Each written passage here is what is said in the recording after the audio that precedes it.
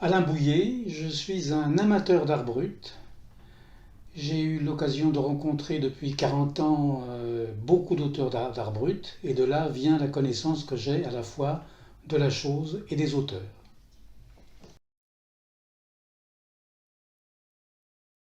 Alors la spécificité de l'art brut, il faut savoir que l'art brut est d'abord une invention faite par un artiste français né en 1901 au Havre et mort en 1985, qui a désigné par l'art brut des productions particulières faites par, il reste assez imprécis sur ces productions, faites par des auteurs. Je vais revenir là-dessus. Quand je dis des productions, c'est effectivement, je ne dis pas des œuvres, ce sont des productions ou des ouvrages, ou peut-être même des sécrétions également, qui donc sont faites par des auteurs, je ne dis pas des artistes, que Dubuffet va tenter de nommer et va tenter de préciser également leurs caractéristiques.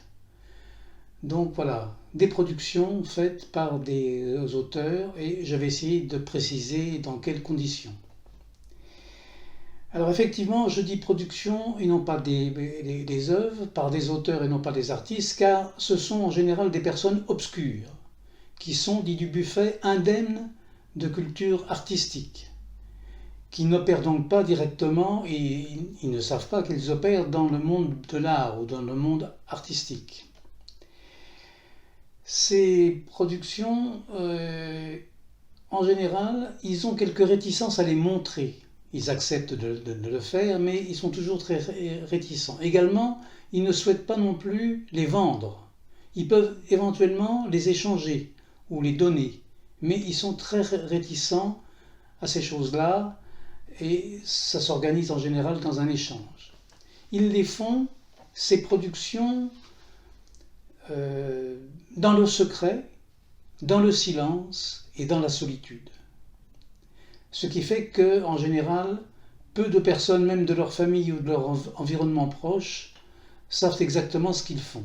Et ils tiennent à rester dans ces dispositions.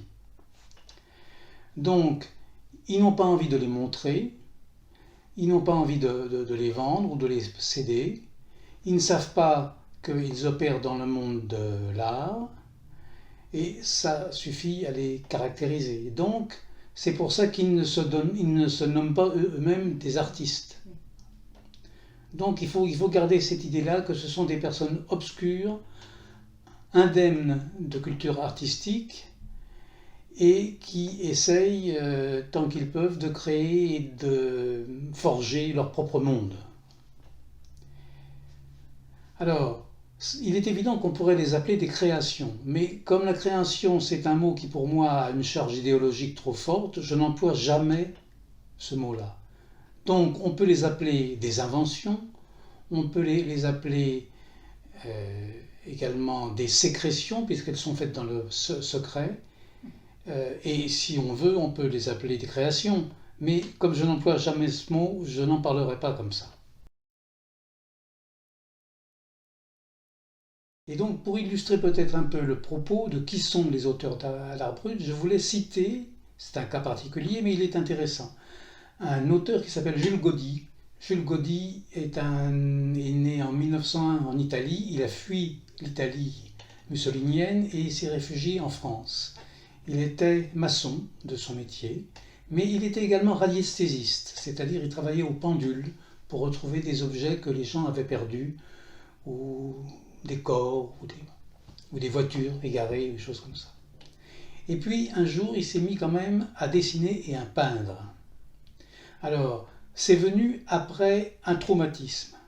Toute la famille de Jules Gaudy qui était venue en France habitait près de Fréjus et peut-être certains s'en souviennent qu'en 1961, il y a eu un cataclysme ou un barrage près de Fréjus, le barrage de Malplacé, a éclaté et toute la ville de Malplacé de Fréjus a été envahie.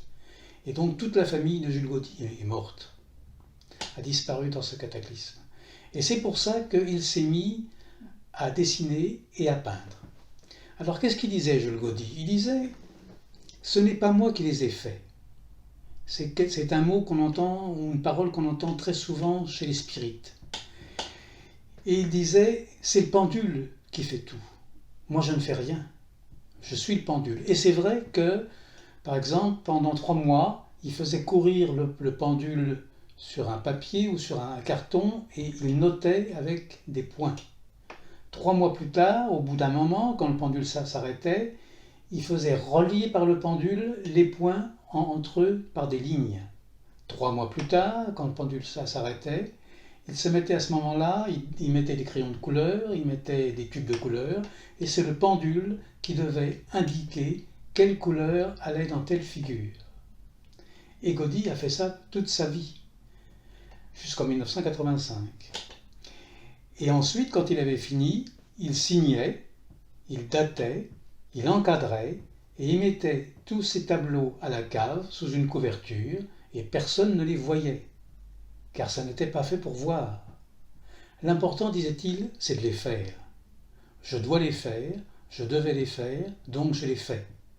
Mais, encore une fois, ce n'est pas moi qui les ai faits, c'est le pendule qui fait tout. Pour les personnes qui ne l'ont pas vu, voilà une peinture de Jules Gaudy, une de celles qui était rangée à la cave, et qu'il avait signée, encadrée et rangée à la cave.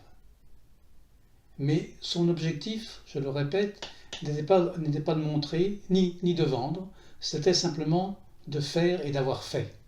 Il disait, il faut que cela soit fait. Mais ce n'est pas moi qui l'ai fait, ajoutait-il.